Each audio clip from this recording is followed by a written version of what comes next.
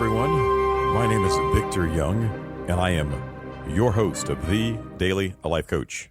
Thank you for joining me. This is episode number 40. Very exciting. I like the even-numbered episodes. I'll make sure this is a good one for you. You know, this is going to be coronavirus related, but what I am trying to do moving forward, and even in my past episodes, is trying to forecast a few steps ahead of this virus. And what I mean by forecasting a few steps ahead of the virus, I want to talk about what we need to do in order to stay ahead of it. So when I think about this pandemic, I think about 2008, the Great Recession. And for those of you who did not participate in the Great Recession, you're very lucky. It was tough times. And there's a lot of people that are feeling comfortable about what's going on economically, financially, socially, and civically because they have gone through the Great Recession. A few of my listeners, they probably even have gone through the Great Depression, but not very many. But this is different, people. That is why the name of this episode is called Activate Your 5-Year Plan Now. Not yesterday, not in 5 years from today. You've got to activate it now. We have got to push the go button and activate our 5-year plan. As if that 5 years were today. I want you to imagine, think about, if you were sitting in April of 2025, where do you see yourself? I'm sure you've been asked that question in interviews, right? Well, I like your position because by then I'm sure you're going to just rocket ship your way to the top of this joint. I think I like your position. Yeah. I'm not talking about that. I'm not talking about you going in and sabotaging all your coworkers and trying to steal their jobs. That's not what I'm getting at here, people. Let's keep this thing wholesome, shall we? I'm actually talking about mitigating or eliminating all the idle time. I'll get to it later. I'm still young. I just want to have fun right now. I want to enjoy my college days. I want to enjoy my time, my last few weeks as a senior. Whatever your thing is, whatever the bag of excuses you're carrying right now, shake it out. It's time to activate your 5-year plan today. If you procrastinate based upon what just occurred financially, civically, and socially as a result of COVID-19, a.k.a. that Rona, you are going to be in trouble. And here's why. As discussed in my last podcast, episode 39, which would be the prequel to episode 40, right? For all you mathematicians out there. We talked a lot about how the world changed as a result. COVID-19. Some of the things we talked about were deployment of new technology, a deployment that was being held off by public uprisings, by loyal customers that needed to see Sammy or Jenny, Tommy, Mikey, whoever. They needed to see these individuals, even Tanner. I know, it's crazy, right? They even want to see Tanner. And so these individuals stayed alive and existed because there was no time to cut jobs. There was no time to create efficiencies. It just wasn't there. And not just the time. How do you do it? How do you make cuts and deploy new technology in the midst of great profits and everyone's doing well? You know what, people? We hit our bonuses, so half you guys are fired. Thank you. Thanks for coming. No one's going to do that. I won't say no one, but you get where I'm coming from.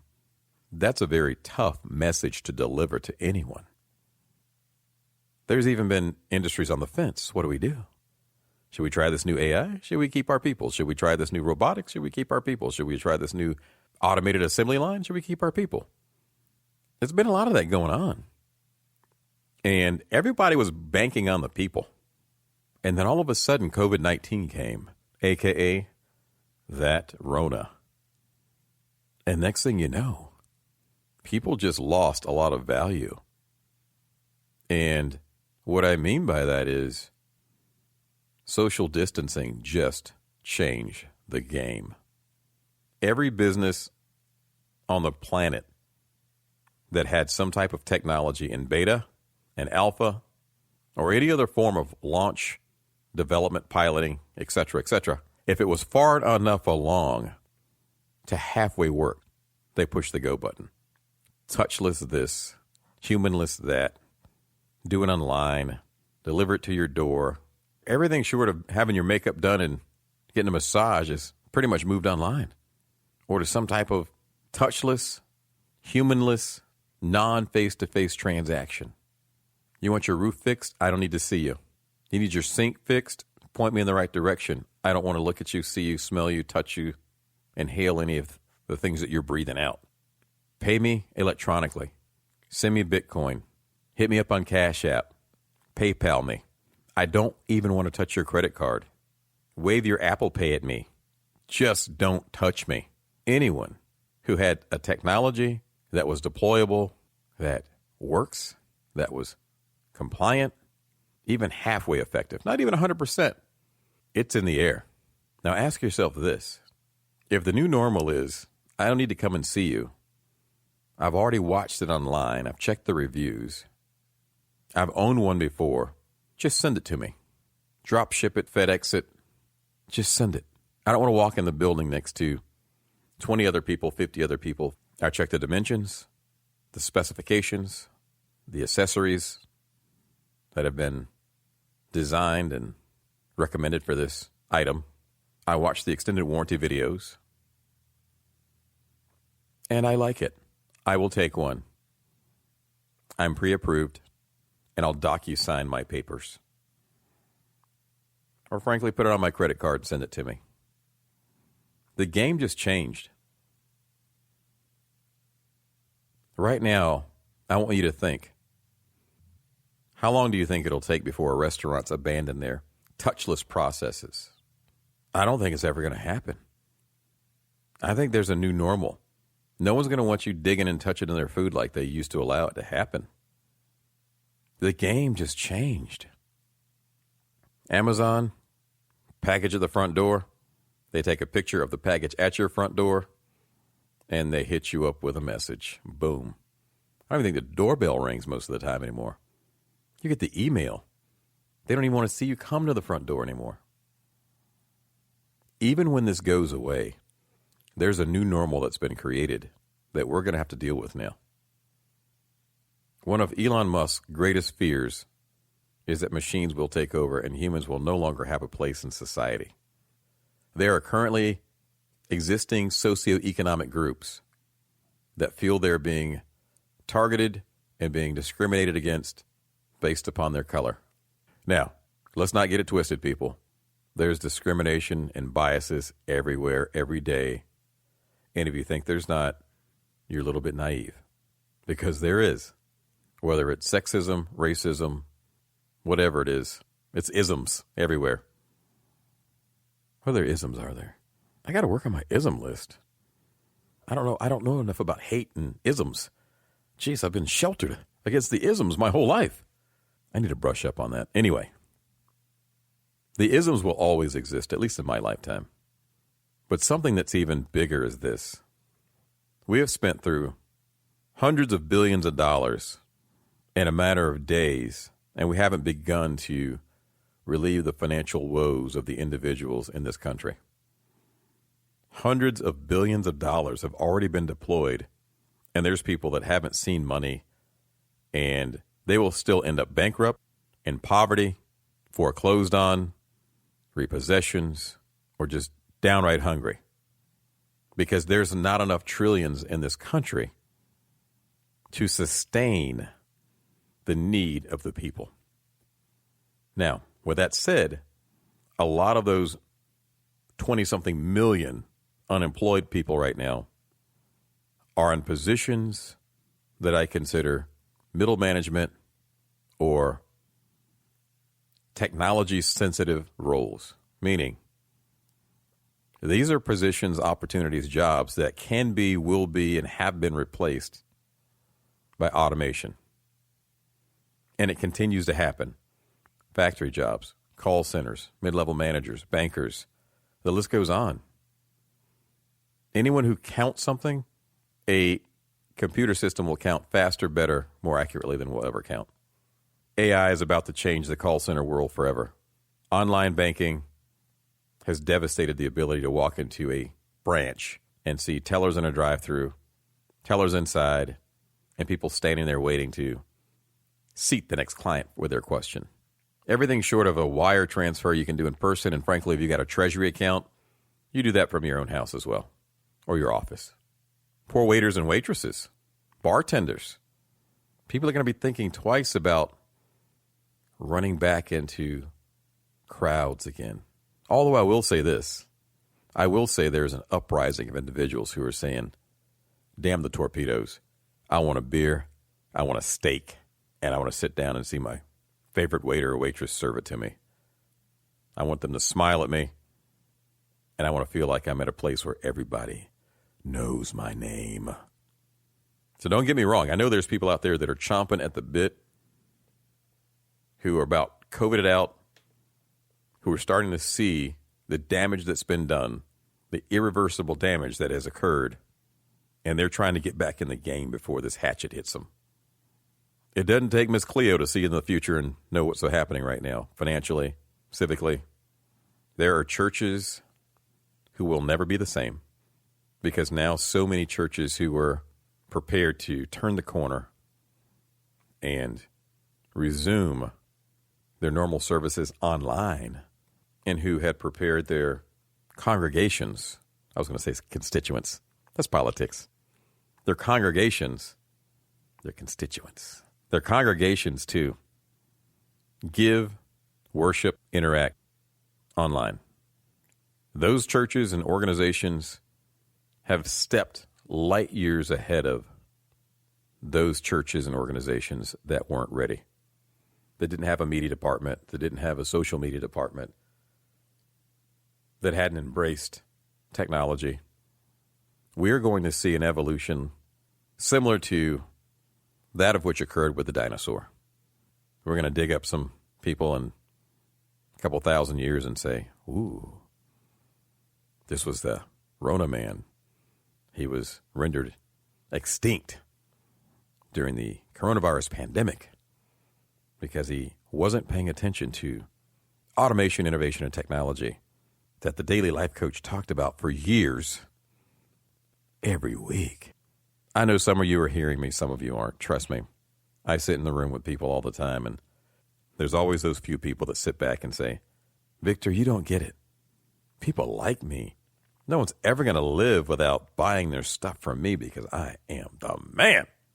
Trust me, I know that guy. You probably know that guy too. And the fact of the matter is this.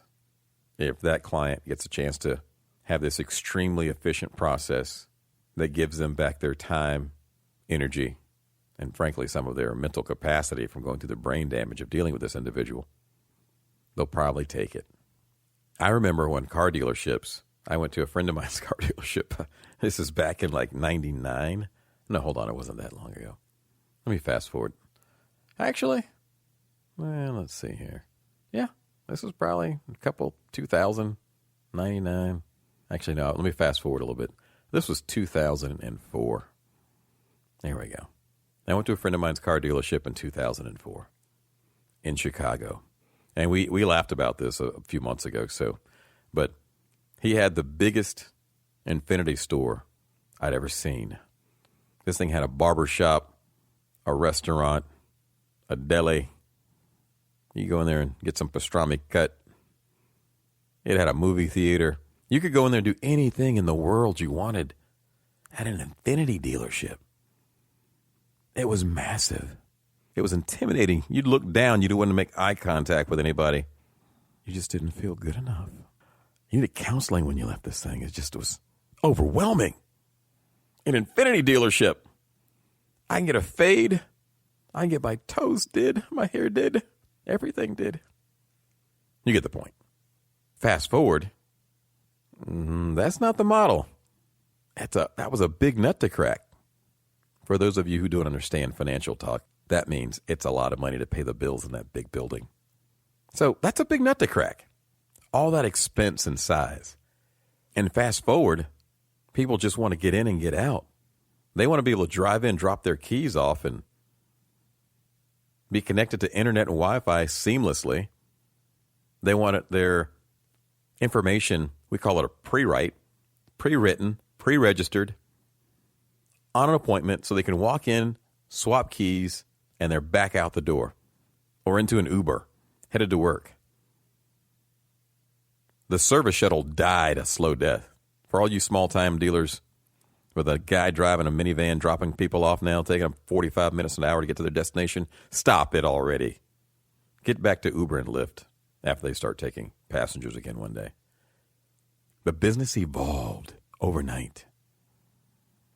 All these service shuttles and barber shops and laser hair clinic. I mean, there was a million things.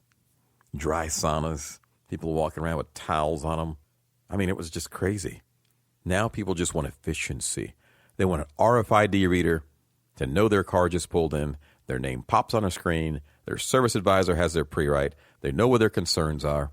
And they're in and they're out in a matter of moments.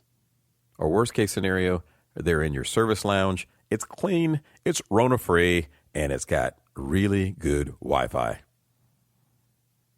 And then they're back out again because that technician was able to get the shop, get the car, and they want to be out quickly because they want that technician to be prepared for the car, get it in, get it out, get them back in their own vehicle, and they want to be down the street again.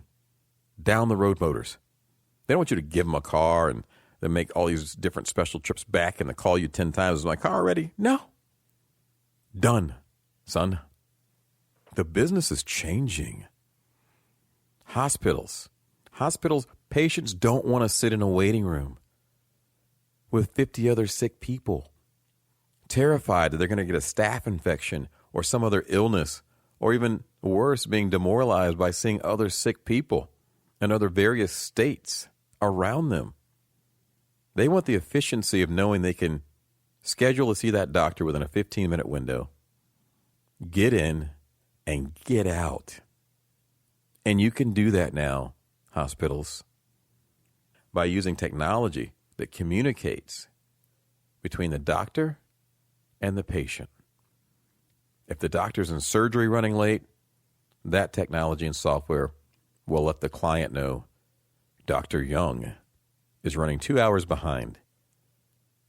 Your new appointment time is now 2:15. Would you like to accept this time or reschedule? That technology exists. Now I don't show up at noon, sit there until 2:15, wonder what the heck is happening. See the nurse practitioner. The doctor waves and walks by me at 3:15, and I'm going, why am I even here? The world is changing. Well, this is without getting into our 5G, and we all know Skynet's taking over eventually, but I'm not even talking about Skynet or 5G right now. I'm talking about simple enterprise software and automation here. With that technology that's updated from a doctor's app on a cell phone, I don't need 20 receptionists calling customers with a bad attitude who probably hate their jobs, which is, it's fine. I mean, they're dealing with people who probably aren't excited because they're going to see a doctor or a dentist. So they both have a little bit of merit there. Pissed off on both ends. Technology handles that now. I don't want to go too far down the rabbit hole of what's out there, but here's what I want to do is this. For the individuals who feel like they're being targeted because of their socioeconomic status or their color, you're right and you're wrong. You're right and you're wrong. At the end of the day, technology doesn't know color. It just doesn't. When an artificial intelligence takes your job, he doesn't know if you're white, black, Hispanic, or whatever else you could be. If I missed you, I'll get you next time. Technology doesn't know. But here's the problem. There are some individuals, there are some specific races, there's specific regions of the United States that may or may not have more Hispanics or African Americans or Asians that are in areas that jobs are being lost at a high rate of speed. And I'm going to tell you this. This is just strictly a Victor Young opinion. The less money you have in life, you're going to become invisible at some point. And I can say that because I've been invisible quite a few times in my life. And I know that hurts like hell to hear me say that. And it hurts like hell when it happens to me. But being invisible is the worst thing you ever want to become. And I'm having this tough love talk with you today because it's your job to never become invisible again. And if you're not participating in this world in some fashion, that you have network, stature, money, a certain education level, something. If you don't have secret sauce and you become invisible because you're a part of the great displacement that Andrew Yang chats about in my technology recession theory that I talk about, you've got tough days ahead. If you have a 5-year plan and you have the means and know-how to activate it, you better push the button now. For everyone who's waiting for the good old days to come back, chances are high you may not see the good old days. If you feel like you've been forgotten, it's a possibility that you have. But it's not on purpose. Sometimes it is. Sometimes people just don't like you. It happens. Don't dwell on that either. The problem is things are moving forward so quickly right now that it's time to respond with the same pace and speed of business or faster. If you let this thing lap you too many times, I mean lap you like going around you, not like lapping you like a dog. Like lap you, okay? Stay with me. If you let this situation orbit you way too many times before you decide to engage and believe that things are really changing, you've got tough days ahead. The great news is this. For every action, there's a reaction. And there's new and innovative technologies and opportunities being opened up by the day. You need to get there fast. Dive in, pick your spot where you're going next, and start making it happen. We're in a new era in more ways than you can imagine. For all you astrologists out there, you're like, yeah, we are in a new era, huh? For all you historians out there, for all of you biblical scholars out there, you're like, yep, we're in a new era. We are in a new era. It is time to activate your 5-year plan right now. Get with your creative groups. Get with your mentors. Get with your partners. Get with your graduating class. Find someone to start brainstorming with and take a step every day. Move forward. Find your future. Find your new place. It's going to be a long time before anyone gets a chance to go back and pull you up. Not like you need it. There'll be some things available, but it's not what you're looking for. It's not what's going to sustain you. Let's get in the game.